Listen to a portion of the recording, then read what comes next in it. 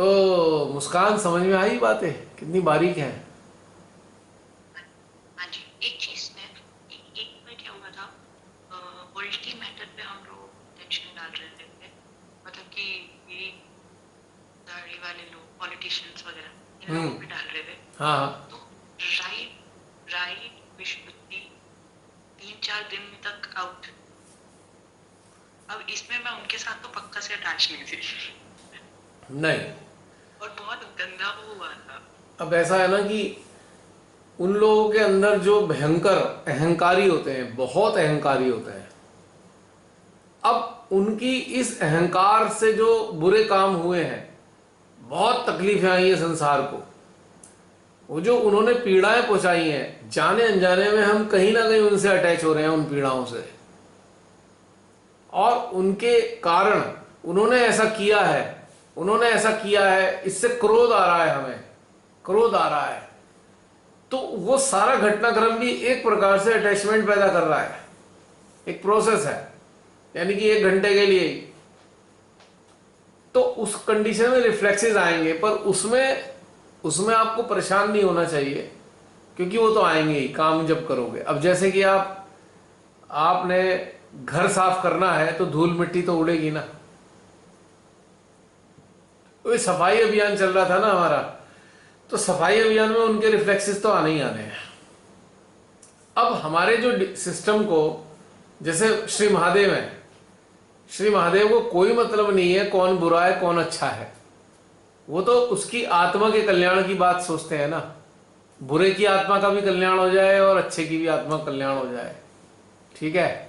तो जो हमारे अंदर जो सिस्टम चलाने वाले हैं, उन्हें कितने भी बुरे बुरे इंसानों से कोई मतलब नहीं है। वो क्या करेंगे, वो कितना ही बुरा हो, हम तो एक बार वो कह देंगे है मर जाए, अच्छा है ये इंसान मर जाए, पर वो जो हमारे अंदर बैठे हैं वो ये नहीं कहेंगे।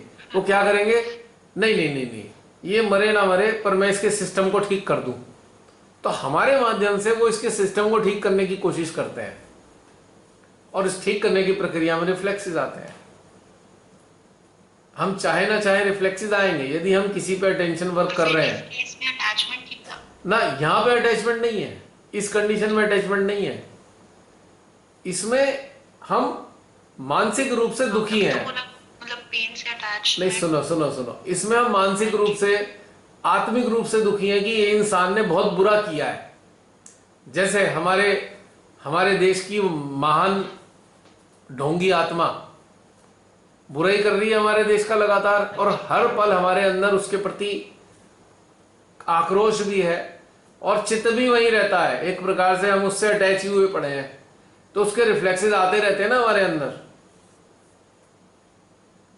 क्योंकि जो हमारे अंदर जो बैठे हैं देवी देवता, उनको उन चीजों से मतलब नहीं होता है कि इंसान कहां फंस गया है, क्या कर रहा है। वो सोचते हैं यदि इस इंसान के अंदर जो बैठे हैं, यदि हम उन्हें जगा दें, उन देवी देवताओं को, तो इंसान ठीक हो जाएगा। समझ रहे हो मेरी बात। तो वो बिना थके लगातार वही यही काम करते रहते हैं कि उनके देवी देवता अगर सोए हुए हैं उन्हें जगाने का। और यदि ये देखते हैं कि अरे देवी देवता दुखी होकर भाग गए, इसके अंदर से चले गए, निकल गए, तो फिर उस यूनिट को डिस्ट्रॉय कर देते हैं लेकिन तब तक डिस्ट्रॉय नहीं करते जब तक कुछ देवी देवता उसके अंदर रहेंगे, तो यूनिट को डिस्ट्रॉय नहीं करने के। जैसे कि मान लीजिए भारत के नजदीक कोई शत्रु देश है, भारत के देश कोई शत्रु देश है, उसने उसने एक अटैक कर दिया, या ये कहें कि उनके कुछ आतंकवादी हमारे देश में घुस आए और उन्होंने एक घर के अंदर घुसकर एक परिवार को कब्जा कर लिया। अब हमारी सेना चाहे तो उस घर को उड़ा दे, लेकिन वो तब तक नहीं उड़ाती जब तक उसमें होस्टेज हैं, जो उन्होंने बंधक बना रखे हैं। जब तक एक भी बंधक है तो उसे उड़ाएंगे नहीं घर को, वो कोशिश करते रहेंगे बाहर निकालने की। तो यही स्थिति हमारे अंदर के देवी देवता दूसरे के लिए करते हैं। अगर उसके अंदर ये देख रहे हैं कि देवी देवता भी मौजूद हैं, तो कोशिश करेंगे उन्हें जगा दें या उन्हें बचा लें। और जैसे ही उन्हें दिखेगा कि उसके कर्मों के कारण, उसकी बुरी से बुरी कारण, anti nature, anti God, anti human activity के कारण उसके देवी देवता दुखी होकर उसके घर से चले गए हैं उसके भीतर से, तब बस उसकी यूनिट को उड़ा देंगे 1 मिनट में ये। इसीलिए कहते हैं ना, लोग कहते हैं अरे इतना बुरा आदमी है, इतनी बद्दुआएं लेता है, फिर भी मरता क्यों नहीं जल्दी से, इसका बुरा क्यों नहीं हो रहा? क्योंकि जो उच्च अवस्था की चेतनाओं के अंदर जो देवी देवता जागृत हैं और उन उच्च अवस्थाओं का चित्त ऐसे लोगों पर है, तो उनके देवी देवता उस बुरे इंसान के अंदर रहने वाले देवी देवताओं को एक्टिव करने का प्रयास कर रहे हैं। और जब उसके अंदर रहने वाले देवी देवता इन वाले देवी देवताओं से कह देंगे भाई हम तो जा रहे हैं, यहाँ का वातावरण बड़ा खराब है इस घर का, अब हम इसमें नहीं रहेंगे, जैसे ये क्षण आएगा उसी क्षण कांड कर देंगे उसका। ये डायनामाइट लगा रखे हैं ना पहले से ही, वो एक्टिव करके आ जाएंगे, डायनामाइट उन्हें उड़ा देंगे, यानी कि बड़ी भयंकर भयंकर बीमारियां पैदा होंगी। और कई बार एलिमेंट्स के जरिए भी एलिमिनेट कर देते हैं, 5 एलिमेंट के जरिए भी एलिमिनेट कर देते हैं देवी देवता, लेकिन तब तक नहीं उसका नुकसान करने के ना, जब तक उसके अंदर कोई ना कोई देवी देवता कार्य कर रहा है। समझ लो बात। या तो वो मानव इतने बुरे काम कर ले, बहुत बेसिक क्वेश्चन था, या तो वो मानव इतने बुरे बुरे काम कर ले कि उसके अंदर के देवी देवता हाथ जोड़कर चले जाएं कि हम इससे जा रहे हैं। माँ आदि शक्ति से कहेंगे माँ देखो अब ये इस लायक नहीं है, हम इसके अंदर नहीं रह सकते, तो माँ आदि शक्ति कहेंगे अच्छा आ जाओ मेरे बच्चों वापस आ जाओ, और जैसे ही वो वापस आएंगे उसी क्षण से उसका कांड होना शुरू हो जाएगा। इसलिए कहा जाता है न्याय में देर है पर अंधेर नहीं है। न्याय प्रक्रिया इसीलिए देर वाली होती है, देर इसीलिए लगती है क्योंकि मौका दर मौका दिया जाता है। अब जिस घर के आतंकवादियों ने जिस घर को बंधक बना रखा है, उसके पूरे घर के एक एक सदस्य को बचाना जरूरी होता है। अगर वो घर को उड़ाएंगे तो वो भी तो मारे जाएंगे ना, इसलिए वो ऐसा नहीं कर सकते सैनिक हमारे। यही स्थिति हमारे देवी देवताओं की अब शक्तियां चाहें तो 2 मिनट में ऐसे आदमी को नष्ट कर दें, पर उसके अंदर जो कुछ देवता जागृत हैं वो उन्हें तो नष्ट नहीं कर सकती ना। समझने की कोशिश करो, वो तो माँ आदि शक्ति के बच्चे हैं ना। हाँ जी, बहुत देर से ये क्वेश्चन था, अभी ये बिल्कुल शांत हुआ है। बहुत देर से ये क्वेश्चन, इसीलिए बहुत से लोग कहते हैं अरे इतना बुरा आदमी है, इसका कुछ बुरा तो करते नहीं, भगवान इसका बुरा क्यों नहीं कर रहे? भगवान तो बुरा 1 मिनट में कर देंगे भैया, उसके अंदर के देवी देवताओं को तो रेस्क्यू करना है ना। अभी देवी देवताओं को रेस्क्यू भी तो करना पड़ेगा, निकल के बाहर आओ भाई, चलो इसको निपटाना है, खत्म करना है। पर इस प्रक्रिया में टाइम लग जाता है। या ये कहें परम पिता उन्हें मौके दर मौके देते हैं कि चल भाई अब भी मान जा, अब भी मान जा, अब भी मान जा, अब भी मान जा। जब अति हो जाती है तब परम पिता का इशारा मिलते ही उसके देवी देवता बाहर, और बस स्वाहा। तो ये कारण है मेन, ये कारण हो जाता है। तो फिर हमें ये प्रे करनी चाहिए कि उनकी देवी देवता, हमें उन लोगों के लिए प्रे भी करनी चाहिए और बद्दुआएं भी देनी चाहिए। इतनी बद्दुआएं दे दें कि देवी देवताओं का दम घुटने लगे उनके अंदर, क्योंकि वो ठीक तो कर नहीं रहा, ताकि वो वापस आ जाएं। बद्दुआओं से इतनी घुटन पैदा हो, देवी देवताओं को इतनी घुटन पैदा हो कि उनका एक पैर खड़ा होना भी मुश्किल हो जाए। जैसे कि आतंकवादी वाले घर में रेस्क्यू करने के लिए वो क्या करेंगे, गैस के गोले छोड़ देंगे अंदर, गैस के गोले, जिससे गैस के गोले जब अंदर जाएंगे तो जो भी घर के अंदर है बाहर भागेंगे सांस लेने के लिए, चाहे वो होस्टेज हो चाहे आतंकवादी हो, तो घर तो मुक्त हो ही जाएगा ना।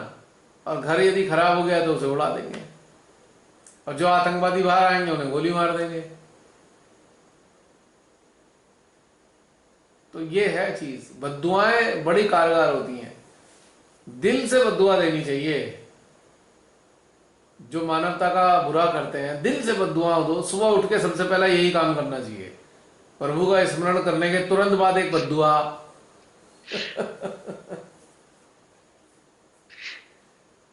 मैं तो निरंतर जिम्मेदारी से काम करता हूं, कुछ मनहूस लोगों के लिए जिन्होंने हमारा देश बर्बाद कर दिया।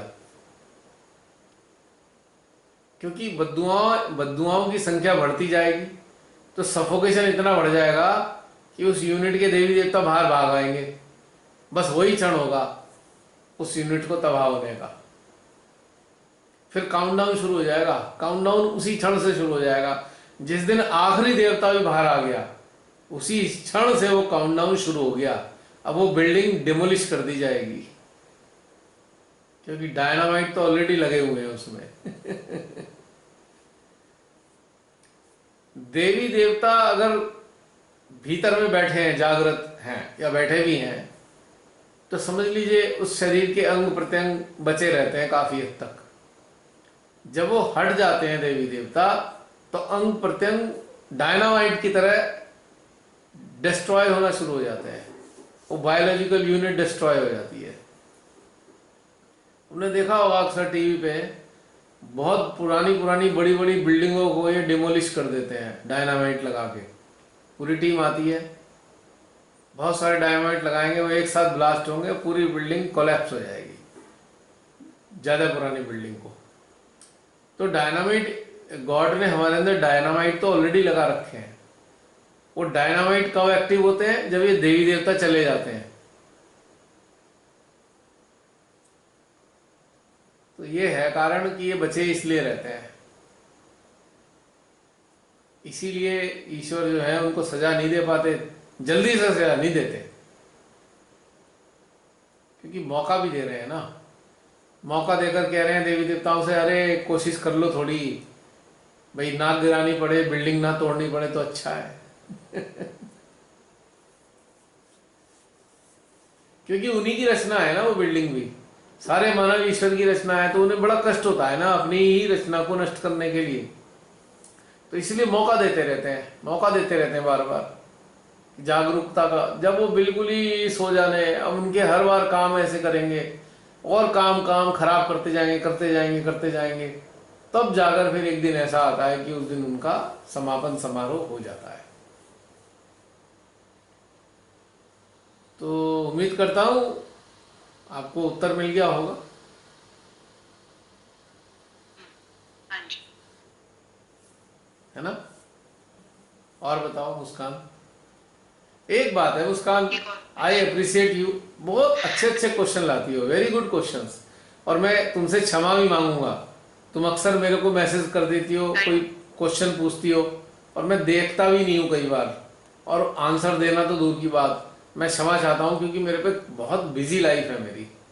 समटाइम्स मैं देख भी लेता हूँ लेकिन उत्तर नहीं दे पाता समटाइम्स। तो मैं एडवांस में भी तुमसे पहले ही माफी मांग लेता हूँ तुम्हारे आगे के प्रश्नों के लिए भी। और सबसे अच्छी प्रश्न की बात यह है, यदि आप प्रश्न इस प्लेटफॉर्म पे करो तो आपके प्रश्नों का अनेकों लोगों को लाभ होगा, है ना? फिर भी कोशिश करूंगा। अब बहुत सारे सहजी मुझे फोन करते रहेंगे, उनका फोन भी नहीं मैं बात कर पाता, क्या करूं, समय बहुत लिमिटेड होता है, उसी बीच में ही सब कुछ करना है। कभी कभी मौका मिल जाता है तो बात हो जाती है। एक मिनट, ये वाली बैटरी लगता है खराब हो गई है मेरी। इनका आप दोबारा रिपीट करो, एक्शन रिप्ले, ताकि इसमें रिकॉर्ड हो जाए।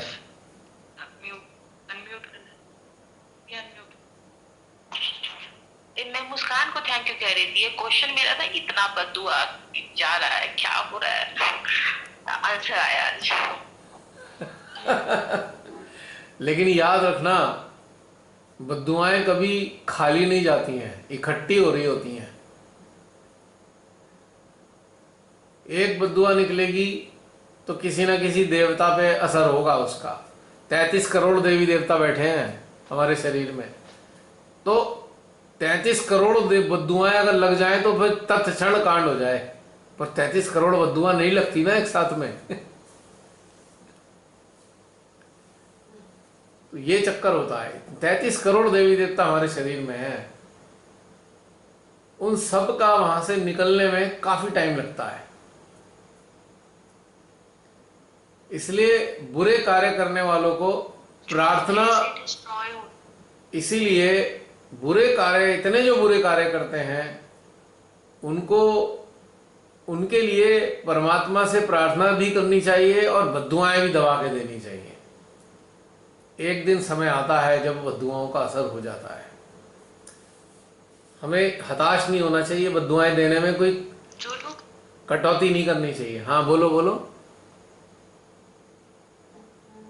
जो लोग ऐसे डिस्ट्रॉय होते हैं, क्या ये अकाल मृत्यु में उस कैटेगरी में आते हैं, या ये उनकी लिखी ही होती है कि ऐसे ही डिस्ट्रॉय होते हैं? नहीं, जो ऐसी हरकतें करते हैं उनकी मृत्यु ऐसे लिखी नहीं होती है, लेकिन अपने कर्मों से वो ऐसी मृत्यु तैयार करते हैं। जब अनेकों लोगों को सताएंगे, पीड़ा पहुंचाएंगे, लाखों लोगों को रोटी छीनेंगे, हत्याएं करेंगे षड्यंत्रों के माध्यम से, तो वो इकट्ठी हो रही हैं और उसका असर जब होगा तो अपने ही कर्मों से वो नष्ट कर रहे हैं। उनकी मृत्यु ऐसी लिखी तो नहीं थी, लेकिन उन्होंने लिख ली। जब उनका जन्म हुआ तब उनकी मृत्यु ऐसी लिखी नहीं थी। जनरली जन्म तो एक मौका है ना। अगर हमने पूर्व जीवन में बहुत बुरे कर्म भी करे हुए हैं और उसके बुरे प्रारब्ध भी हैं और बुरे प्रारब्ध के कारण बुरे प्रतिफल भी आने वाले हैं, लेकिन वो बुरे से बुरे प्रतिफल को भी ठीक किया जा सकता है, उसके असर को कम किया जा सकता है यदि इस जीवन में हम अच्छे कार्य करें। लेकिन जो लोग निरंतर बराबर ऐसे उल्टे काम करते जाएंगे करते जाएंगे करते जाएंगे, तो फिर तो हो ही जाएगा ना कांड एक दिन।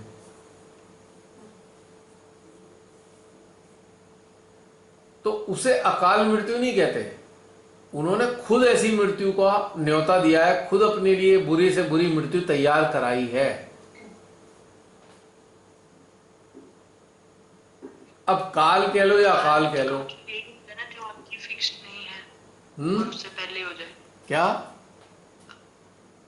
मैंने ना ये वर्ड कहीं बस देखा था, इसलिए अभी बोला।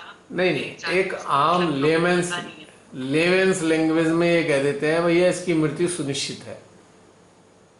सुनिश्चित किस आधार पे है?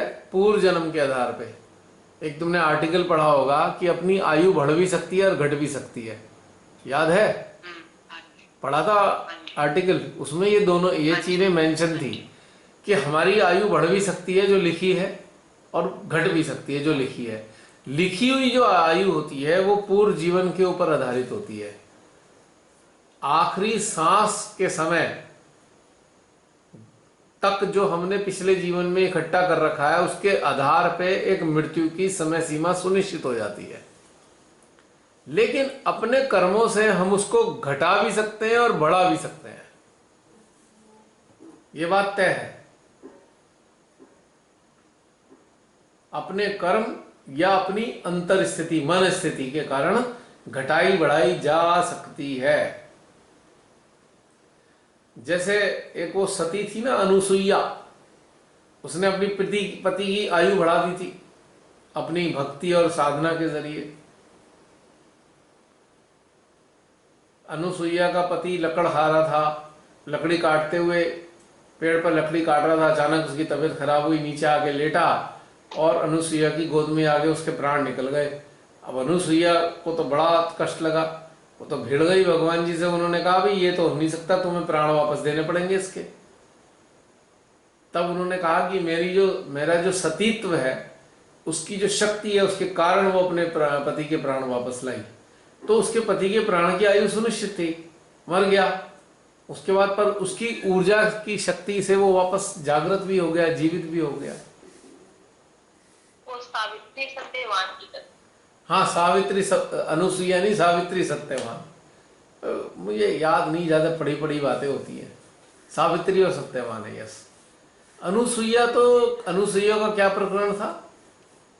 अनुसुईया आदिगुरु दत्तात्रेय की माता हूँ।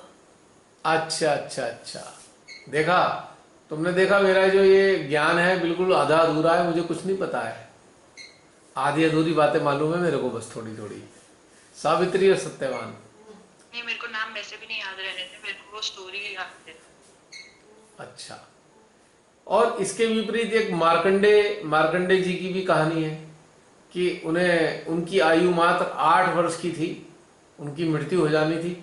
तो मार्कंडे जी जो है यहाँ पे लेंस डाउन वाले रूट पे थोड़ा सा हट जाते हैं। यमकेश्वर है एक जगह, उन्हीं के कारण नाम पड़ा हुआ है यमकेश्वर। तो वहाँ पे एक शिवलिंग है, स्वयंभू स्थान है, वो भी प्रकट हुआ था खुद ही। बस उस शिवलिंग को पकड़ के बैठ गए वो। यमराज आए, यमराज ने कहा चल भाई इसे ले जाता हूं। तो जब उसे ले जाने लगे उसकी जीवात्मा को, तो साक्षात भोलेनाथ प्रकट हो गए। बोले तुम इसे ले जा नहीं सकते क्योंकि ये मेरी शरण में है। अब यमराज जी खाली हाथ आ गए। तो इसीलिए उस जगह का नाम यमकेश्वर पड़ा है। और मार्कंडे जी को प्राणदान मिला साक्षात महादेव की कृपा से। अब चूंकि महादेव को महाकाल भी कहा जाता है महाकाल, यानी कि कालों का काल उनसे संचालित होता है। जो भी काल हैं जिन मानवों के, सब उनसे संचालित होते हैं। वो चाहे तो एक्सटेंशन कर दें और चाहे तो लिमिट कर दें, कम कर दें, ये उनके ऊपर डिपेंड करता है। तो ये दोनों ही घटनाओं से ये समझ में आता है कि हाँ, आयु घट भी सकती है और बढ़ भी सकती है। ये तो दोनों बढ़ने वाला काम था। और भी जैसे उदाहरण हुए हैं घटाने वाले। अब जैसे वो था ना भक्त प्रहलाद, तो हिरण्यकश्यप उनके पिता पक्के एथीस्ट थे, भगवान के विरोध में कार्य करते थे। अब उनकी आयु तो ठीक ठाक थी, पर उन्होंने सारे ऐसे काम किए लगातार तकलीफ देने वाले। तो नरसिम्हा भगवान को, विष्णु जी को नरसिम्हा के रूप में अवतार लेकर आना पड़ा और उसका अंत करना पड़ा। इधर श्री कृष्ण जी ने कंस का अंत किया उसके कर्मों के कारण।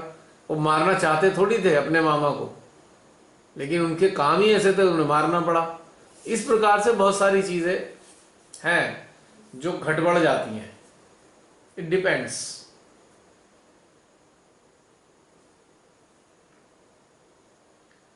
तो इस स्थिति में हमारे अंदर जो अटैचमेंट और डिटैचमेंट है, अगर हम सरल भाषा में गए तो डिटैचमेंट आयु बढ़ाने वाला होता है और अटैचमेंट आयु घटाने वाला, ऐसे भी हम कह सकते हैं एक प्रकार से। क्योंकि अटैचमेंट के कारण हमारे कुछ देवताओं पे बुरा असर पड़ता है और देवताओं के बुरा असर के कारण कुछ अंगों पर बुरा असर पड़ता है, जिसके कारण हमारी धीरे धीरे आयु क्षीण हो जाती है, बीमारियां लग जाती हैं। और डिटैचमेंट यदि रहता है तो हम पूरा ईश्वर के साथ कनेक्टेड हैं और पूरी संसार की समस्त रचना के साथ में हम आनंद ले रहे हैं और अपना प्रेम प्रवाहित कर रहे हैं। तो जब परमात्मा देखते हैं यार ये जो यंत्र है या ये जो शख्स है, ये तो मेरी सृष्टि का कार्य ही कर रहा है, मेरे को सहयोग कर रहा है, तो उसको एक्सटेंशन भी दे देते हैं। अब डिपेंड करता है। अब एक तीसरी कंडीशन है, एक यंत्र है बहुत अच्छा कार्य भी करता है, खूब कार्य करता है और वो परमात्मा का उसे संरक्षण भी प्राप्त है, पर वो उसके अंदर ये बैठ गया कि मुझे इस संसार में नहीं रहना, उसका दिल नहीं कर रहा इस संसार में, तो भी उसकी इच्छा से उसकी आयु कम हो सकती है। एक ये भी कारण है आयु कम होने का। तो यहां पे घटा सकता है ना इंसान। एक पूर्ण मुक्त मानव, अब वो स्वतंत्र है, वो कितने काल तक इस संसार में जीवन जिए, उसकी मर्जी है। जिस दिन उसके अंदर आ जाएगा कि अब मुझे नहीं रहना है यहाँ, पक्की तौर से नहीं रहना है, तो उसी दिन उसका समापन हो सकता है, उसकी व्यवस्था हो जाएगी फिर। क्योंकि अब वो एक अत्यंत जागृत मानव है, तो उसकी इच्छा का सम्मान सारे देवी देवता करेंगे कि भाई ये रहना नहीं चाहता, इस संसार में बोर हो गया है, ये संसार उसे अच्छा नहीं लग रहा है। तो देवी देवता उसकी इच्छा का सम्मान करते हुए उसके भीतर से बाहर निकलना प्रारंभ हो जाएंगे और धीरे धीरे करके उसकी शरीर मृत्यु को प्राप्त हो जाएगा और उसकी जीवात्मा शरीर छोड़ देगी कि ठीक है भाई नहीं रहना अब इस शरीर में। पहले देवताओं से कहेगी उसकी आत्मा चलो तुम भी चलो और हम भी चलते हैं। घर खाली हो गया, अब खाली हो गया तो अब वो कहेंगे भाई चलो अब इसे पुराना था इसे तोड़ दो, तो जैसी भी मशीन आके उसे तोड़ के जमीन में मिला देगी, बस। है मुस्कान? क्लियर हुआ पॉइंट?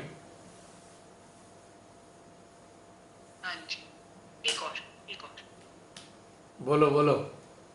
एक ये था कि कौन सा ऐसा बोलते हैं कि नियति ने पहले ही लिख रखा है चीजें, और दूसरी तरफ में ये बोलते हैं कि इंसान अपने कर्म करता है। तो ये दोनों पार्ट ये ये डिफरेंशिएट कैसे ये जो करें? ये जो तुम्हारा प्रश्न है ना, सपोज किसी ने धोखा दिया। नहीं, ये जो तुम्हारा प्रश्न है ना, इसका उत्तर अभी तो दिया है मैंने। सेम उत्तर ही तो है इसका। नियति का मतलब प्रारब्ध ने मृत्यु के समय उसका एक लिख दिया कि अगला जीवन इसका ऐसा होगा। अब हाँ जी, ये मरने से रिलेटेड है ना, वो ये नहीं वाला नहीं, क्वेश्चन। घटनाक्रम वो दोनों चीजें एक ही चीज होती हैं, मृत्यु के लिए हो या किसी और चीज के लिए भी हो। नियति पूर्व जीवन से निर्धारित होती है, लेकिन हमारे कर्मों से वो बदल भी सकती है नियति। अच्छा। और नियति नियति किस चीज से डिसाइड होती है जानते हो? नियति हमारी नियत पे निर्भर करती है, हमारी नियत कैसी है, इस पे नियति निर्भर करती है।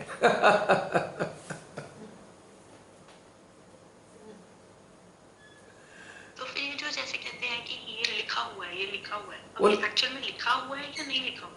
लिखा हुआ है। जब हमारी लास्ट मृत्यु, हमारे लास्ट बर्थ में मृत्यु हो रही थी, तब ये लिखा जा रहा था कि अगले जीवन में क्या होगा, लिखा गया है, ये फैक्ट है ये। लेकिन वर्तमान जीवन में जो हमारी नियत होती है, नियत ही हमारी नियति को बदल देती है। यदि नियत हमारी परमात्मा, प्रकृति और मानवता के साथ है, तो बुरे से बुरी नियति भी हमारी टलकर अच्छी उसमें नियति में परिवर्तित हो जाती है। यदि हमारे पूर्व जीवन का बहुत अच्छे कर्म करके हम इस जीवन में बहुत अच्छी नियति लेकर आए हैं, लेकिन इस जीवन में हमारी नियत खराब है और हम उल्टे उल्टे काम किए जा रहे हैं, तो हमारी अच्छी वाली नियति भी नकारात्मक हो जाएगी। It depends. ओके। वैसे जब हम कोई भी काम कर रहे होते हैं, कोई भी इंसान जब कोई काम करेगा, एक एक मतलब एक पार्ट ये भी है कि जो थॉट्स आते हैं वो तो भगवान जी देते हैं, तो फिर वो जो इंसान काम कर रहा है वो भी एक तरीके से भगवान जी करवा रहे हैं। नहीं, भगवान जी, तो फिर वो कर्म भगवान जी जो थॉट देते हैं, भगवान जी जो थॉट देते हैं जनरली वो हृदय से देते हैं, और 99% मनुष्य मन से संचालित होते हैं, और मन के अंदर शैतान और राक्षस बसते हैं। तो शैतान के चंगुल में फंसने के बाद जो कार्य होते हैं उसके परिणाम नकारात्मक आते हैं। हृदय से कनेक्टेड होने के बाद जो कार्य होते हैं उसके परिणाम सकारात्मक आते हैं।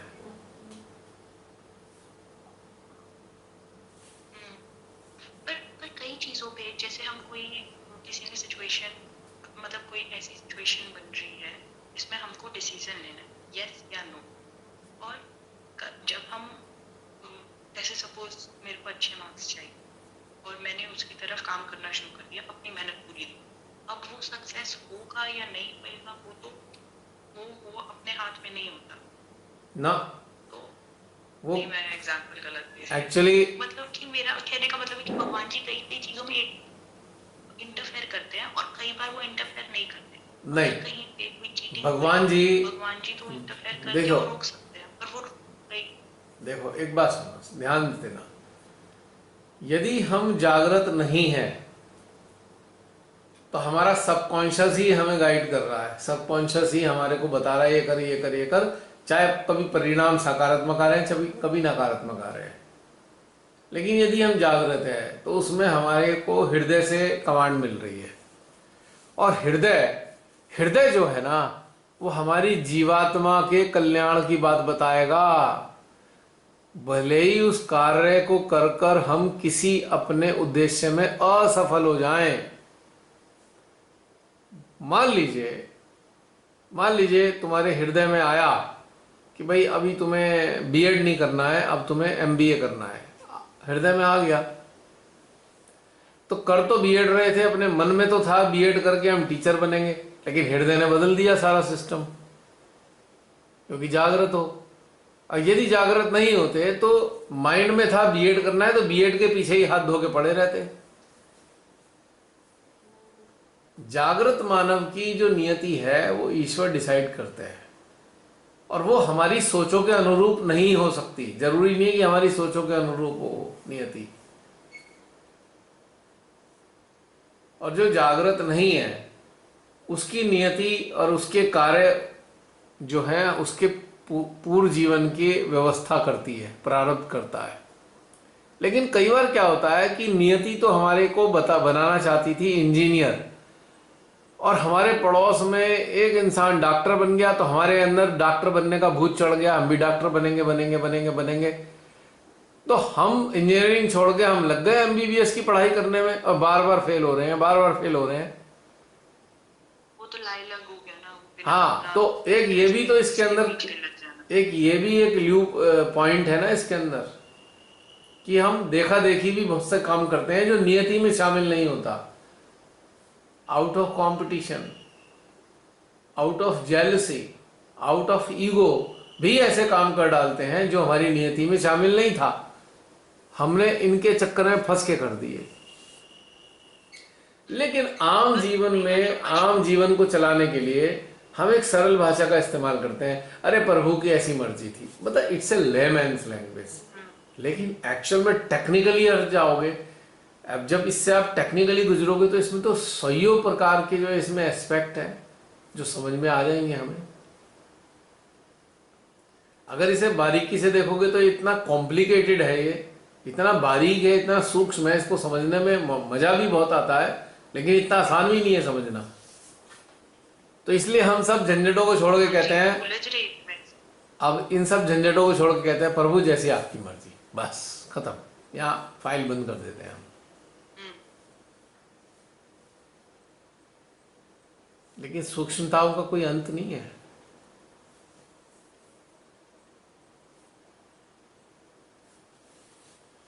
क्लियर। ये वाला क्वेश्चन अगर मैं दूसरी तरीके से रखने की कोशिश करूँ, मैं नहीं बोलूंगी, मेरे को चैन नहीं मिलेगा। तो ऐसा है कि जैसे किसी ने कोई षड्यंत्र रचने की कोशिश करी, ठीक है, किसी ने करा, तो कई बार वो सक्सेस हो, और कई बार होता है भगवान जी इंटरफेयर करके वो पूरा नहीं होने देते। हाँ, तो दोनों चीज में वो नेगेटिव है। दोनों चीज, पहले में उन्होंने नहीं रोका, दूसरे में उन्होंने रोक दिया। उसका कारण है पूर्व जीवन का एक घटनाक्रम है जिसके कारण आपके एक नकारात्मक प्रतिफल तैयार हो चुका है। तो नकारात्मक प्रतिफल को ऐसे इंसान के साथ जोड़ देंगे जो षड्यंत्रकारी है। वो षड्यंत्र करेगा, आपको नुकसान पहुंचाएगा।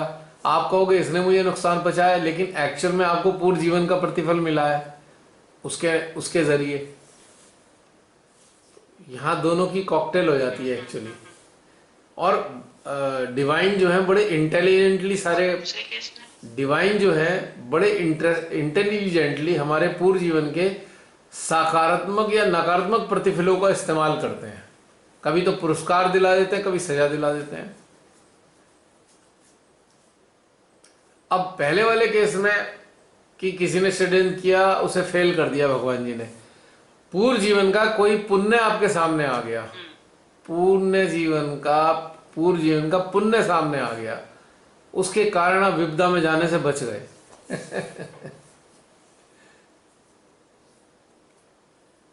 दोनों ही घटनाक्रम होते हैं ये। इससे उस वो गंदे इंसान का कोई रिलेशन नहीं है ना। वो ट्राई करिए, वो तो एक इक्वेशन बनाई है, ये परमुटेशन कॉम्बिनेशन। करोड़ों अरबों की संख्या में परमुटेशन कॉम्बिनेशन बनते हैं। अच्छा। कर्म फलों के, उसी के कारण सारा सिलसिला चलता रहता है। ये पूरा संसार, लौकिक जगत इन्हीं परमुटेशन कॉम्बिनेशन पे ही घूमता है। और सोचो, श्री माता जी इन सब से बाहर निकालना चाहती है हमें फालतू की चीजों से। कम से कम जागरूक हो गए हैं तो हमें इनमें दोबारा नहीं फंसना चाहिए। दोबारा कब फंसेंगे? या तो हम एंटी नेचर, एंटी गॉड या एंटी ह्यूमैनिटी काम करेंगे, या आउट ऑफ एम्बिशन हम पागलों की तरह संसारिक चीजों में लिप्त हो जाएंगे। तब हम एक नया कॉम्बिनेशन तैयार कर रहे हैं परमुटेशन का। उसके प्रतिफल पता नहीं कब तक चलते रहेंगे। अनंत है, ये अनंत साइकिल है जीवन मरण की। तो हमारी कितनी बड़ी खुशकिस्मती है कि सैकड़ों हजारों जन्मों की इस साइकिल से बाहर निकालने के लिए शिव माता जी ने अवतरण लिया है धरती पे और रास्ता दिया है, अपना हाथ हमें पकड़ाया है कि लो बच्चों मेरा हाथ पकड़े रखो, मैं इस हजारों साल वाली साइकिल से तुम्हें बाहर निकालकर अपने अपने साथ में रखूंगी तुमको। कितना खूबसूरत माने दी है हमें ये सब चीजें, है ना। We should be very much हाँ जी। obliged and we should have gratitude for Shri Mata जी। तो कितनी मुश्किल थी जीवन में, उन्होंने बाहर निकाल दिया, चलो फेंको इसे कचरे को उठा के बाहर। तो इसलिए detachment is very necessary. Detachment ही एक ऐसी चीज है जो पूर्व जीवन के नकारात्मक और सकारात्मक दोनों ही प्रतिफलों से आपको हटा देता है। आप किसी चीज में अटैच हो ही नहीं, उसका नेगेटिव प्रभाव या पॉजिटिव प्रभाव नहीं आ रहा है। पॉजिटिव प्रभाव आएगा तो संसार में फंसोगे, नेगेटिव आएगा तो संसार में फंसोगे। लेकिन एक साधना एक ऐसी चीज है, ध्यान साधना, ये हमेशा ऐसी चीजें आपको प्रदान करती है जिससे आप संसार की गिरफ्त में आते ही नहीं हो। ये क्षमता प्राप्त होती है आपको इससे कि आप संसार की गिरफ्त में आ नहीं पाते, इसीलिए आपका मोक्ष हो जाता है। क्योंकि इसी जीवन में आपके द्वारा ऐसे कार्य होते हैं जिसका प्रारब्ध का निर्माण, सांसारिक प्रारब्ध का निर्माण ही नहीं होता। और जब उस सांसारिक प्रारब्ध का निर्माण ही नहीं होगा तो उसका प्रतिफल भी कहां से मिलेगा आपको। इसलिए श्री माता जी ने बड़े प्यार से कहा, बेटा सब समर्पित कर दो, खोपड़ी का इस्तेमाल करना बंद कर दो। वो बचाना चाहती हैं हमें, सांसारिक प्रारब्ध के निर्माण से बचाना चाहती हैं।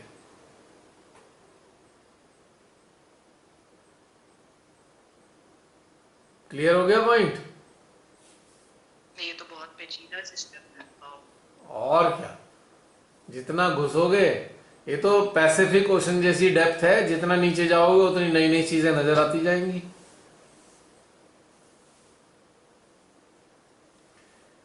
और यही चीज अगर कोई वर्ल्ड लेवल पे कर रहा हो तो ये परम्यूटेशन कॉम्बिनेशन वर्ल्ड लेवल पे भी चल रहा होता है।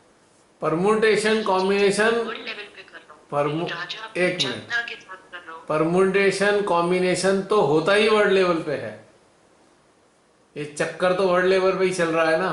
मतलब मेरे को लगा इंडिविजुअल लेवल पे और एक राजा और जनता के बीच में या एक देश के बीच में या पूरे वर्ल्ड के बीच में भी एक अलग ही होगा ना। इंडिविजुअल तो सबके अलग कर्म। एक बात सोचो ना, देश का मान लो 1000 लोग एक साथ बैठे हैं तो 1000 लोगों के इंडिविजुअल परमुटेशन कॉम्बिनेशन है जिसके कारण वो आपस में कनेक्ट हो रहे हैं बार बार। लेन देन ट्रांजैक्शन तो कई सालों, पिछले कई सैकड़ों सालों के ट्रांजैक्शन करते आ रहे हैं ना हम एक दूसरे के साथ में, कोई नई बात थोड़ी है। सांसारिक स्तर के ट्रांजैक्शन हमारे कई जन्मों से लगातार साथ साथ हो रहे हैं, वो बेसिकली कलेक्टिव ही हो चुके हैं। अब इंडिविजुअल लेवल पे पहली बार हुआ, बाद में कलेक्टिव हो गया वो।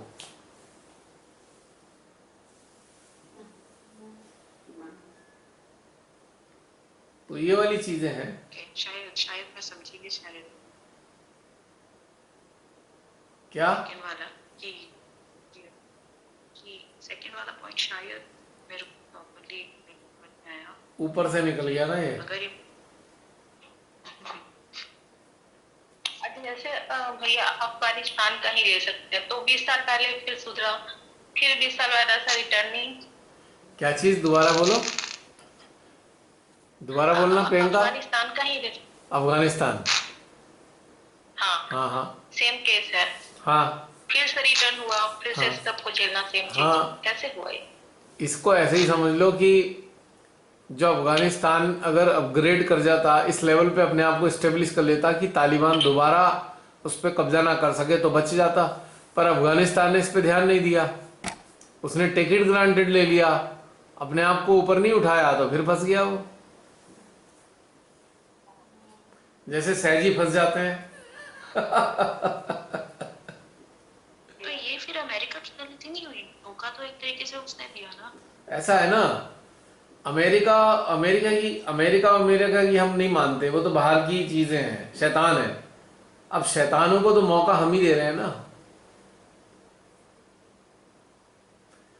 अब एक शैतान बैठा तो है ना हमारे राज पे, हमारे देश में। अब इसको मौका, ये कितने लोगों को मौका दे रहा है हमारे देश को खराब करने का। ऐसे ही उनका भी हाल हुआ। उनका जो राष्ट्रपति था वो शैतान निकला, भाग गया हवाले करके तालिबान को। अगर वो सही होता तो संघर्ष होता। 3 लाख सैनिक और 75,000 तालिबान। 3 लाख सैनिकों ने 75,000 के आगे सरेंडर कर दिया, क्योंकि एक षड्यंत्र था सरेंडर करना भी, क्योंकि राष्ट्रपति ने तो पैसे खा लिए। राष्ट्रपति पैसे खा के भाग गया। एक शैतान हमारे देश में ही बैठा है सर्वोच्च पद पे। एक शैतान सर्वोच्च पद पे हमारे देश में भी बैठा है, और वो ऐसे लोगों को आमंत्रित कर रहा है जिससे हमारा देश बर्बाद हो। है प्रियंका, यही तो कर रहा है ना। तो अब इसमें क्या जाएगा। 70 साल पहले आजाद हुआ हमारा देश 47 में, अब फिर परतंत्र हो गया है। तो यहाँ पे लोग जो परतंत्र हुआ है, ये इन शैतानों के कारण नहीं हुआ है, ये ऐसे नालायक लोगों के कारण हुआ है जो शैतानों के कहने में चलते हैं।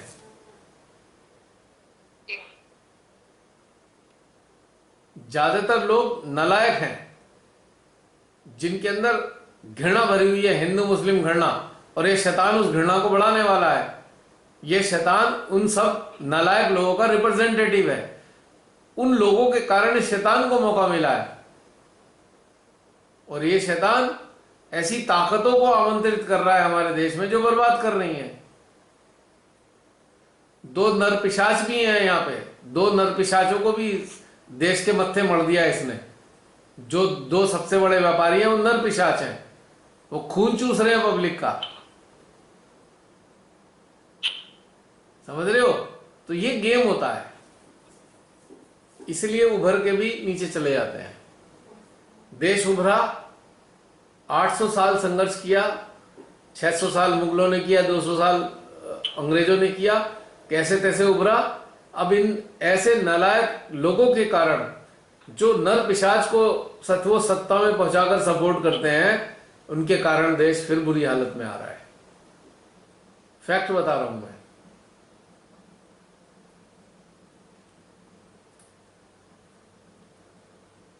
ऐसे देखा जाए तो फिर अपने के लिए, और यही हाल सहजियों का होता है। अच्छे स्तर पे आ भी जाते हैं, लेकिन अपनी किन्हीं वृत्तियों के चंगुल में जब फंसते हैं तो फिर नीचे चले जाते हैं बिल्कुल। ये स्थिति है।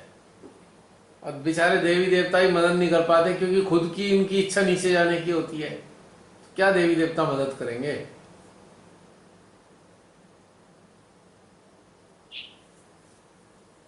यही स्थिति होती है मुस्कान। और बताइए। मैं बस इसको इस तरीके से देखती, कोई और गलत काम कर रहा है और उसे रोका क्यों नहीं जा रहा, पर अब आपने एंगल ही चेंज कर दिया तो फिर वो क्वेश्चन ही खत्म हो गया। मैंने चेंज नहीं किया, मैंने वो फैक्ट बताया जो हिडन था। वो हिडन फैक्ट है। वो क्वेश्चन ही खत्म हो गया।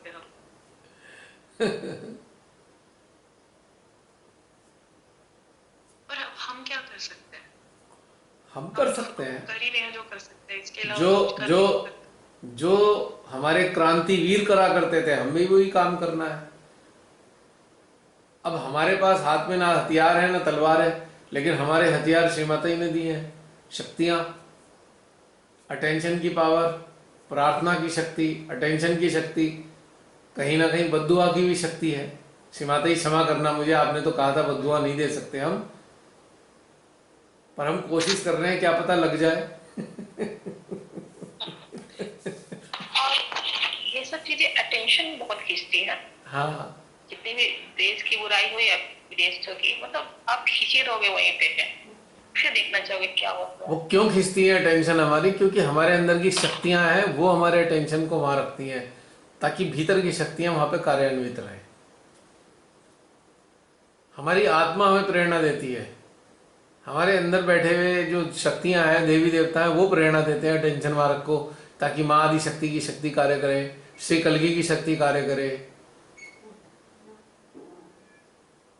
घटनाक्रम है ये पूरा अंदर का।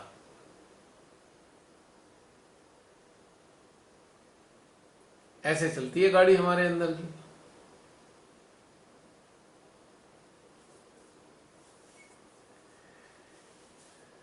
आपके इस प्लान में ये कोविड का जो वैक्सीनेशन चल रहा है उसका भी आंसर दे समहाउ, फिर जो लोग हैं वो ही चल रहे हैं। क्या चीज? क्या बोला मुस्कान? कोविड का वैक्सीनेशन चल रहा है 80%। हाँ, कोविड का वैक्सीनेशन 80% करा लो, 70% कंट्रीज के करवा चुके फिर एक तरीके से वो लोग अपने आप कर रहे हैं कि आओ। जितने भी देशों में ये चल रहा है ना, जरा गौर करना, कोई शैतान बैठा होगा सर्वोच्च पद पे जो आमंत्रित कर रहा है इन मुसीबतों को। कोई यदि देश चाहे तो इसको डिस्कार्ड कर सकता है, लेकिन वो अच्छा इंसान होगा तभी डिस्कार्ड करेगा ना। अब शैतान हुआ तो क्यों डिस्कार्ड करेगा? वो तो चाहिए ही रहे शैतानों का राज हो। शैतानों ने पूरा समूह बना लिया, राक्षस और शैतानों ने सब मिल गए हैं, पूरे विश्व के शैतान और राक्षस। तो इसीलिए राक्षसों और शैतानों का राज होना शुरू हो गया है। अभी चिंता क्यों कर रहे हो? 8 वैक्सीन लगनी है, 8 वैक्सीन लगेंगी। अभी तीसरी तो शुरू हो गई है भाई, 3rd बूस्टर तो शुरू हो गया, आगे और भी लगेंगी, 5 और लगेंगी। 8 का प्रोग्राम है इनका, 8 वैक्सीन का। बस ये प्री प्लान्ड है 8 वैक्सीन। सर्टिफिकेट लगाना यहाँ पे मैंडेट करवा। और मैं सोचता हूँ यदि किसी के शरीर में 8 लग गई तो उसके तो शरीर का तो कांड हो ही जाना है अंत में। आप सोचिए कि गवर्नमेंट को छोड़ देते हैं तो समाज भी कोई खास मान नहीं है। वो लोग तो ऐसे देख रहा है जो बिना वैक्सीन के मान लिए हम लोग हैं, हमारा पूरा घर तो ये पहले से ही सुनिश्चित था, ये पहले से ही इनका प्लान था कि समाज में ऐसी धारणाएं पैदा करेंगे जो जो जो ये ले नहीं रहे हैं ना, उनको ऐसी दृष्टि से देखेंगे यही अपराधी हैं। ये धारणा इन्होंने फैलानी है। ये प्लानिंग का हिस्सा है, ये प्लानिंग का हिस्सा है। ये बिल्कुल ऐसे ही हो गया, ये बिल्कुल ऐसे ही हो गया कि जो इस शैतान का उपासक नहीं है वो राष्ट्रभक्त नहीं है। ऐसे ही हो गया ना ये। देशद्रोही हो गया। हाँ, जो शैतान के साथ नहीं है वो देशद्रोही है। तो भाई यही इसमें पैदा किया है। लेकिन जैसे कि सारे अंधभक्त नहीं हो हैं यहाँ पे, तो ऐसे ही सारे ऐसे नहीं है जो मजबूरी में कराने वाले हैं। उनके पास भी अपने साधन है, हजारों तरीके से बच सकते हैं वो भी। अब बचने की कोशिश करी है और बची रहे हैं आज तक। अब सुना है मैंने बहुत सारी चीजें होनी शुरू हो गई हैं, कोर्ट में डालनी शुरू कर दी याचिकाएं। देखो कोर्ट क्या फैसले ले। हर कंट्री में कर रहे होंगे कई लोग। हाँ, यहाँ पे हमारे देश में तो ढेर सारे लोग हैं। खाली अपने देश में नहीं, मीडिया कंट्रोल कर हर जगह पे, एवरीवेयर मीडिया कंट्रोल। एक्चुअली ये जो बड़े राक्षस है ना, ये जो बड़े राक्षस हैं, ये इतने शक्तिशाली हो गए हैं कि इन्होंने बड़े सारे शैतानों को मुख्य पदों पे बैठा रखा है। पूरा गैंग है इनका। लेकिन ये लोग ये नहीं जानते, हम जैसे लोगों के हृदय से जो बद्दुआएं निकल रही हैं ना, तुम्हारा पूरा साम्राज्य तबाह करने के लिए निकल रही हैं। और जैसे शुरू में मैंने बताया था, बद्दुआएं जब इतनी इकट्ठी हो जाएंगी, इनके अंदर से देवी देवता भाग जाएंगे निकल के, तब इनका कांड होना शुरू हो जाएगा। डोंट वरी, मुझे पूरी उम्मीद है। लेकिन ये तब होगा, अब बहुत सारे शैतानों के सहयोगी भी तो हैं। क्या करें लोग?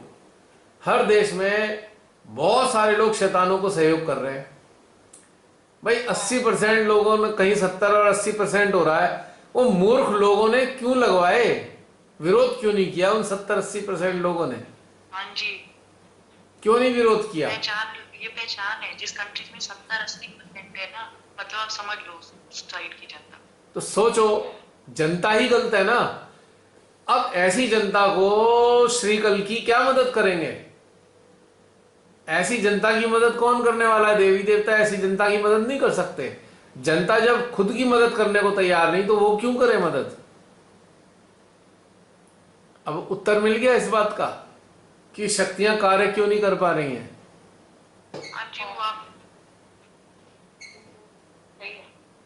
हमारे यहाँ सुना है 60-65 करोड़ लोगों ने लगवा ली, यानी कि 60%, 60-65 लोग तो कम से कम, करोड़ लोग तो यानी कि बिल्कुल विवेकहीन है ना, बुद्धिहीन विवेकहीन लोग। तो देवी देवता इन लोगों की क्या मदद करेंगे? और जब इतने विवेकहीन और इतने मूर्ख हैं तो मैं क्या बताऊं उनका फिर क्या होने वाला है। अगर इतने लोगों ने लगवाई, काली वाणी यहाँ नहीं मैं कह रहा हूँ, मैंने कह रहा हूं इतने लोगों ने लगवाया तो एक्चुअल में एक सेकंड, अगर इतने लोगों ने लगवाया तो इतने लोग अगर विरोध करने खड़े हो जाते, क्या ये लग पाता? जब हमारे देश में नोटबंदी हुई, नोटबंदी के तुरंत बाद लोग सड़क पे आ जाते कि हम तो नहीं कर रहे, हम तो वापस नहीं करते, हम तो नोट नहीं लेंगे नए, हम तो पुराने ही चलाएंगे। तो क्या कर लेता यहाँ का प्रशासन?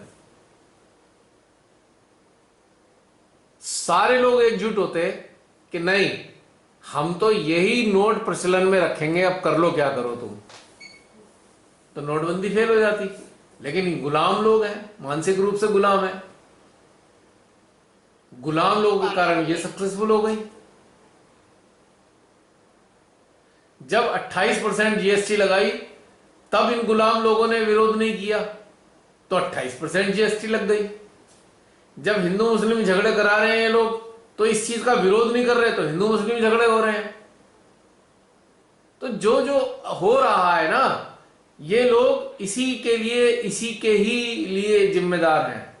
इन लोगों के साथ जो गुलाम लोग हैं इनके साथ होना ही बुरा है और होगा ही बुरा।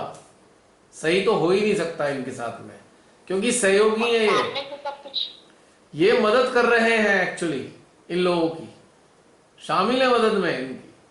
वो इनोसेंट नहीं है, गुलाम कभी भी इनोसेंट नहीं होता है, याद रखना। अपराधी है उतना ही, अपराध करने वाले के बराबर ही अपराधी गुलाम है, क्योंकि वो गुलाम बन रहा है इसलिए जो है अपराध करने वाले अपराध कर रहे हैं। और कर रहा है, सब बेच रहा है, पूरा देश का। कोई विरोध नहीं कर रहा ना, डर के मारे विरोध नहीं कर रहे। क्या हो गया, अंग्रेजों के जमाने में कितने लोग जेल गए थे, डरते क्यों? अब इस चीज से गुलामी का पता लगता है। हमारे देश में 60-70 करोड़ लोगों ने लगवा लिया तो ये गुलामी तो है। अब बताओ बाकी बचे कितने? 60% लोगों ने लगवा लिया, 40% लोग ही रह गए। अभी कुछ दिन बाद बाकी भी लगवा लेंगे तो कितने गुलाम हो गए ये? तो ऐसे गुलामों के लिए देवी देवता क्या करने वाले हैं? गुलामों को थोड़ी मदद करने वाले हैं देवी देवता। गुलाम कायरता रखते हुए, गुलाम कायरता रखते हुए मदद की गुहार लगा रहा है। इकट्ठे क्यों नहीं होते? विरोध क्यों नहीं करता तू? एक बार खड़ा तो हो अत्याचार के खिलाफ बोलने के लिए। नहीं होगा, मानते ही नहीं है कि अत्याचार है। तो फिर तो में बचाया जा रहा है, तो मुस्कान बचाया जा रहा है। मुस्कान फिर होगा क्या इनका? कुछ नहीं हो सकता ना। यही तो समस्या है सबसे बड़ी।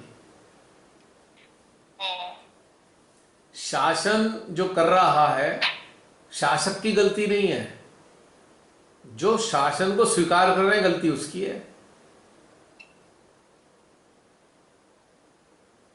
क्यों मान रहे हैं सारी बातें? न गलत सलत बातें क्यों मानी जा रही हैं? क्यों लड़ाई नहीं करते? यहां तो तुम्हारी जान पे बनाई, पर उन्हें यह भी नहीं एहसास है कि जान पे बनाई है। क्या करें?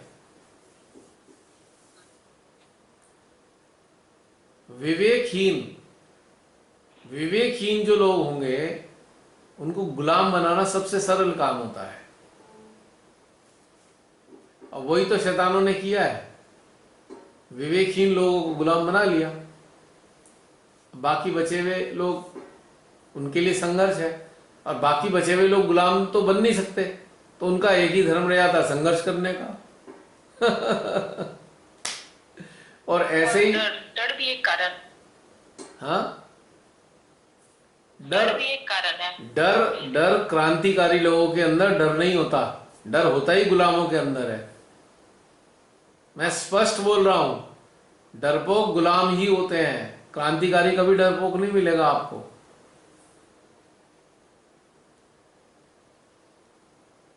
अगर आप डर रहे हो तो आप, अगर कोई सहज से जुड़ा हुआ, अगर वो इस चीज से डर रहा है तो इसका मतलब मां आदि शक्ति की इंसल्ट ही कर रहा है वो। मां आदि शक्ति की बेइज्जती है इसमें। जिसे एक बार को वो जयकारा लगाता है, बोलो आदि शक्ति मां की जय, तो वो बेइज्जती कर रहा है यदि कोई डर रहा है। It is very insulting, it is very insulting to all the deities, those who are awakened in their system। उनको भी बड़ी शर्म आती होगी, हम किसके शरीर में हैं, इतने डरपोक आदमी के शरीर में आ गए।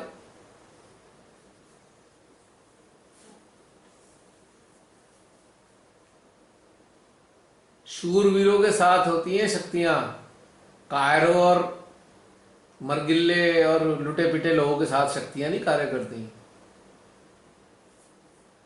इसीलिए एक आंसर ये भी है, इसीलिए श्री कल्कि इन गुलामों को बचाएं क्या, किसके लिए काम करें श्री कल्कि, बताओ किसके लिए कार्य करें। हमें तो इतना पता है, ये बात तो सत्य है कि श्री महाकाली श्री कल्कि हमारा तो कोई बुरा होने दे नहीं सकते, लेकिन बहुतायत में लोगों का तो बुरा ही होना है ना, क्योंकि वो किसके लिए मदद करें, इन कायरों और गुलामों की मदद करें। ऐसे लोगों की तो कभी मदद नहीं करेंगे, वो कहेंगे मरो, मरने दो, हम क्या कर सकते हैं इसमें। तुम सामना करो तो हम तुम्हारी सहायता करें, तुम विरोध करो तो हम तुम्हारे साथ खड़े हो, तुम संघर्ष करो तो हम तुम्हें शक्ति दें। यह है असली रहस्य की बात।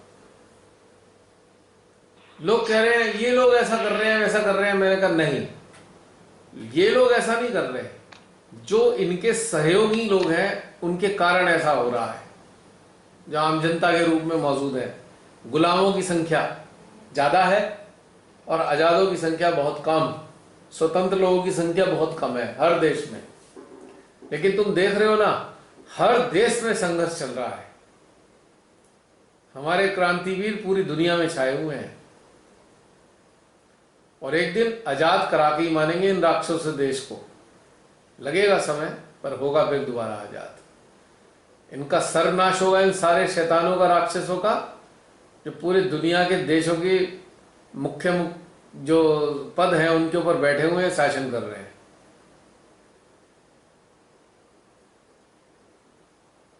मेरा तो हृदय श्री महाकाली से, श्री कल्कि से, इन सबके संहार के लिए प्रार्थना करता है, और ये कहना चाहता है कि हमारे यंत्रों का इस्तेमाल करो और पूरी तरीके से इनका सर्वनाश कर दो, चाहे हम मिट जाएं इसमें, चाहे आप हमारे शरीर को ले लो, पूरी तरह समाप्त कर दो इसे, लेकिन राक्षसों का अंत कर दो। इन्होंने मानव जाति को त्राही त्राही मचा रखी है। हमें ये राक्षसी और शैतानी राज स्वीकार नहीं है, किसी भी हद पर नहीं है।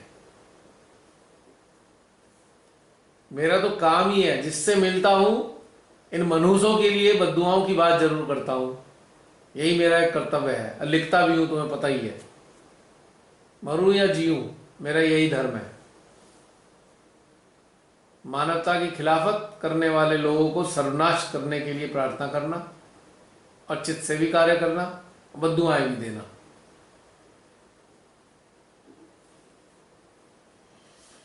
तो मुस्कान,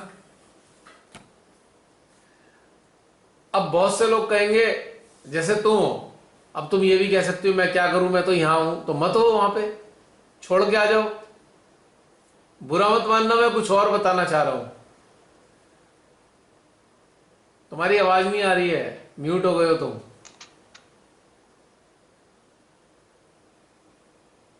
your voice is not coming.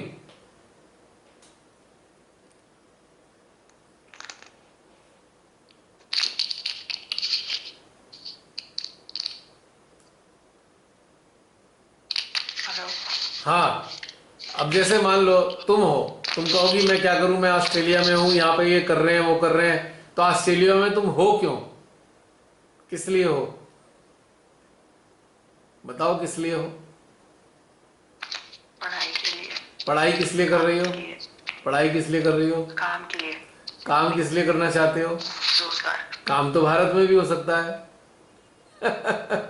आ गया आंसर, आ गया आंसर। तो जो हमारी अपनी इच्छा और हमारे जो अपना काम करने की इच्छा है या जो बनना चाहते हैं हम कुछ, उसका लालच ही हमें कमजोर करता है।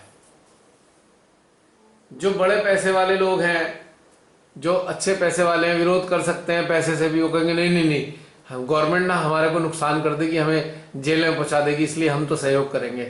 तो यानी कि लालच आदमी को कायर बनाता है, विरोध करने की शक्ति खत्म करता है। अब समझ में आया कि जितने लोग हैं, बहुत सारे लोग, हो सकता है उन्हें अच्छा ना लगता हो, लेकिन वो कुछ कहते क्यों नहीं है, क्योंकि कोई ना कोई उनकी अपने उद्देश्य हैं जो अधूरे रह जाएंगे। अब जीवन से बड़ा कोई उद्देश्य है? मैं तुम्हारे लिए नहीं कह रहा हूं, तुम्हारा उदाहरण दिया है मैंने। तुम्हारे जैसी स्थिति में ढेर सारे लोग भी होंगे, भारत में भी होंगे, ये नहीं। हाँ मैं अरे छोड़ो इस बात को, छोड़ो। हमारे देश के, हमारे सहयोग के एग्जीक्यूटिव सेक्रेटरी रहे हैं डॉक्टर राजीव कुमार, वो नीति आयोग के प्रेसिडेंट हैं। इसके नालायक आदमी के, बताओ, नीति आयोग के प्रेसिडेंट हैं और देश बेच रहे हैं, नीतियां बना रहे हैं, देश बेचने की ही नीतियां बना रहे हैं। आश्चर्य की बात देखो, वो कैसे सहजी हैं, श्री माता जी के साथ भी रहे हैं, कितने प्रोग्राम किए उन्होंने, हैं। शैतानों की, मतलब हैरानी मुझे है कि श्री माता जी के साथ रहे हुए इंसान शैतानों की गुलामी कर रहे हैं और नीतियां भी देश को बर्बाद करने की कर रहे हैं। श्री माता जी देश को बचाने के लिए जेल में रहे, श्री माता जी के माता पिता कितने साल तक जेल में रहे, श्री माता जी ने संघर्ष किया भारत को आजादी के लिए, और उनके फॉलोवर देश को बर्बाद करने की नीतियां बना रहे हैं। नीति आयोग के प्रेसिडेंट हैं, बताइए, और इससे ज्यादा हाइट क्या हो सकती है। मेरी ये बात डॉक्टर राजीव तक पहुंचा दें तो फट से चैनल बंद करा देंगे वो। वो सुधार तो कुछ नहीं करेंगे, चैनल बंद कराओ भाई।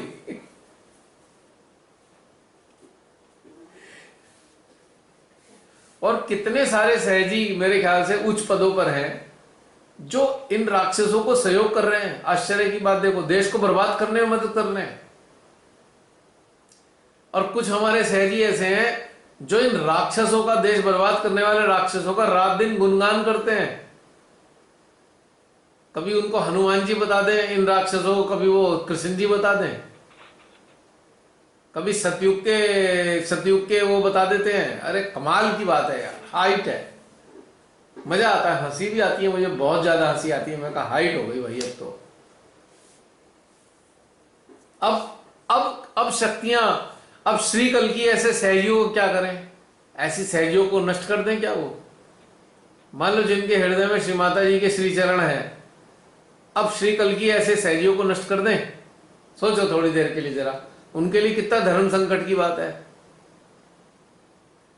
जो सुबह शाम मत्था तो श्री माता जी को टेकते हैं और साथ देते हैं शैतानों का, तो ऐसे में श्री कल की और श्री महाकाली क्या करेंगे बताओ।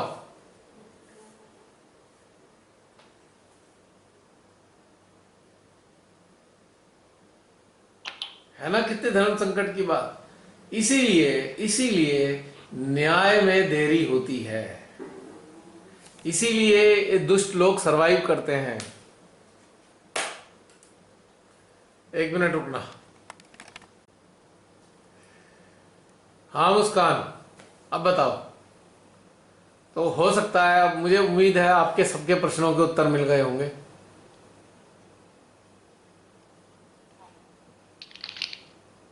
हो गए? हाँ जी, हाँ जी। चले अब समाप्त करें, 1 बजे का भी समय हो गया है, 1 बजने वाले हैं। और कोई यदि कुछ रह गया हो तो आइए, वरना फिर समाप्त करते हैं।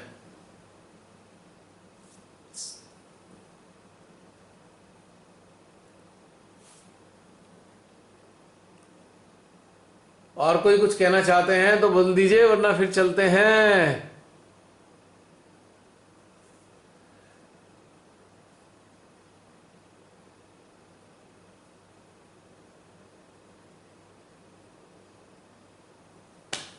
समाप्त करें? मुस्कान, जसलीन, समाप्त करें? मैं हूँ यहाँ पे। नहीं, मैं कह रहा हूं समाप्त करें। सब आप सब लोग देख लो, आपको क्या चला है। चलिए, अगर किसी की कोई बात नहीं है फिर समाप्त कर देते हैं, ठीक है?